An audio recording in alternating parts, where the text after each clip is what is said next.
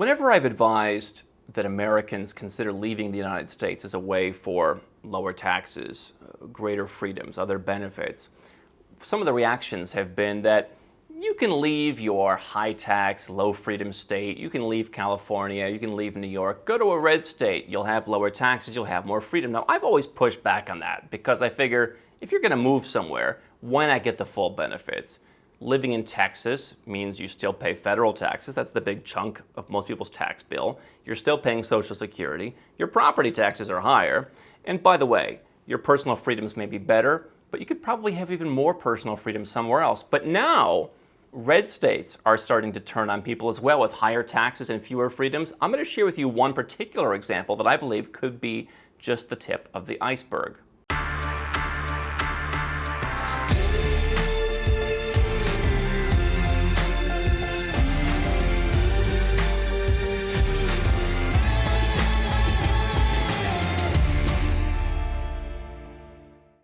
Hi, I'm Andrew Henderson, and here at Nomad Capitalist, we help 7- and 8-figure entrepreneurs legally go where they're treated best, whether that's a second passport as a plan B, offshore tax savings by moving your business, or just protecting your assets, moving some of your investments overseas. You can learn more at nomadcapitalist.com.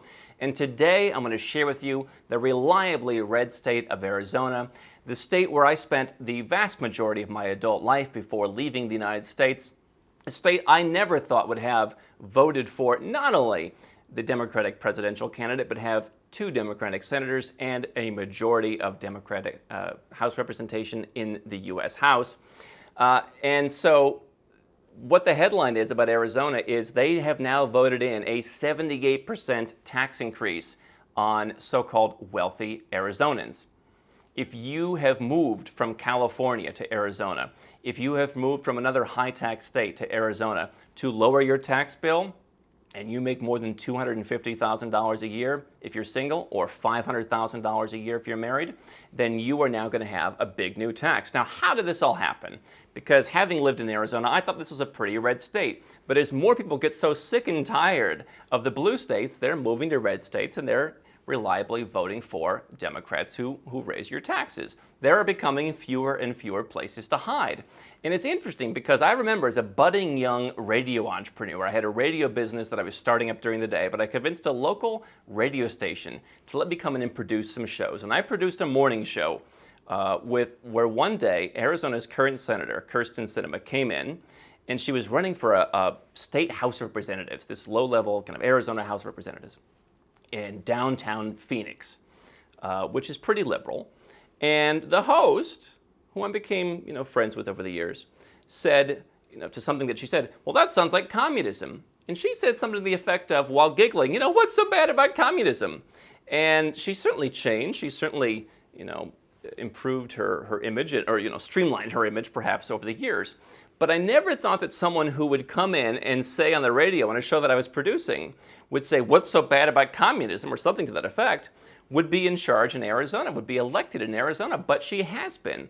And so you can say that, all the Democrats who are in charge now at the federal level in Arizona, all the representatives, you could say, hey, it was a bad year. Midterms, Trump alienated some people. People were voting against Trump, whatever it may be, right? Joe Biden won not by a lot. That's great. But how is it that Arizonans decided to vote for a 3.5% additional tax on so-called wealthy Arizonans at a level that even California and the liberals there didn't propose? Now, in California, in New Jersey, in Maryland, they're trying to come up with new millionaires' taxes. In the red state of Arizona, if you're single and you make $250, if you're married and you make $500, you will now be subject to this extra 3.5% tax on top of the state's already 4.5% tax rate. So you're paying an 8% state tax rate. That's really not any lower than many other places. You can live in a lot of pretty liberal places and pay lower than 8% state tax rate.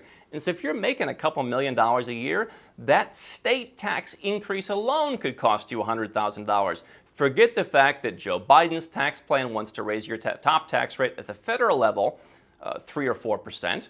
Right? That could cost you hundreds of thousands, but just Arizona, the state, okay, fine, thank goodness I'm in Arizona, they're going to leave me alone. And by the way, I think Arizona is a great place to do business. I've set up things, I've set up all kinds of things in Arizona. And it's pretty easy to deal with at the state level compared to a lot of other states. The bureaucracy is rather minimal. They're rather pleasant. I'm not complaining about Arizona, but I'm saying if you are living in Arizona, the red state, your fellow voters have just passed, not by a lot, but have passed this extra tax. And it could cost you, hundreds of thousands of dollars, if not per year, then over the next couple of years. And so what does this say to me? It says to me that if your strategy is, there's always going to be some place I can go in the U.S. and hide, particularly if I'm an entrepreneur, particularly if I'm an investor, I believe that your options are shrinking. Now, people would point to the state of Colorado, for example. They also had a ballot initiative this year where they said, should we lower the tax? And they voted yes. Here was the tax cut they passed.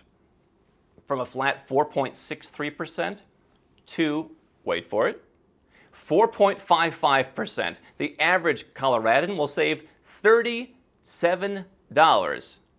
$37 a year the average person saves. And so even if you're making millions of dollars, you'll save enough to buy an Outback Steakhouse dinner, right? But they'll say, oh, we passed a tax cut. We're so pro-business, right? Remember, this is what I say about on the federal level. George W. Bush, way back in the 2000s, they lowered taxes from the 39.6 that now they want to go back to, down to 35. It was a monumental achievement. And I'm sitting here now, I'm saying, you could just move to Dubai and you could pay pretty close to zero, quite frankly. Now, if you're an American, there's some things to consider, right? But you're going to pay a heck of a lot less. And so what I really believe is this is what's going to happen as people flee blue states. You're going to see more states turning purple. You've seen Georgia now, Arizona, North Carolina is more in play. Virginia is pretty much consistently blue now. Listen, I'm not a Republican versus Democrat guy. I don't live in the United States. I'm no longer a citizen. It really doesn't affect me. Certainly the United States plays a role in the world that affects all of us, but the tax policies, as they say here in the Balkans as I'm sitting, is not my problem anymore. And so if you're looking to do the run the U.S. piece, okay, Florida, I believe they've got a constitutional provision where they can't raise your taxes. You know what they can do in some of these states, like in Texas? They can jack up your property taxes. They can have other taxes. They can have levies. And so what's always mattered to me is culture. In this reliably red state of Arizona, the people there have said, we don't mind taxing the other guy. Even at a lower amount. You don't even have to be a millionaire. You're not even making $1 million. You can be making $250,000. I mean, how many people with internet businesses very easily make $250,000? And so you're now the evil rich. So even in the red states, they're targeting the evil rich. Whether the Constitution says something or not, if the people are in favor of, we got to tax the evil rich. And of course, their definition of rich, as my father once told me, is if you make 50 grand and the guy next door makes 60 grand, he's a rich jerk, right? I mean, 250 to most people, that's like mind blown, right? So any kind of success, you'll be the rich jerk, and they'll find a way to do it somehow. And so my suggestion for years has been, if you're gonna move, you might as well move. If you're leaving Chicago, if you're leaving San Francisco, if you're leaving New York City, let's not nibble around the edges with Texas. Let's go right to Puerto Rico. Let's go right to Dubai. Let's go to Portugal and get a 10-year tax exemption. Let's go to Singapore or, my home base in Kuala Lumpur. Let's go somewhere. You're already taking the kids out of school. You're already packing up the truck. Let's just go to the best place. That's why our 5 magic words here are go where you're treated best. Not, I'm going to go where I'm treated a little bit better and hope it lasts for a while. No, it's go where you're treated best.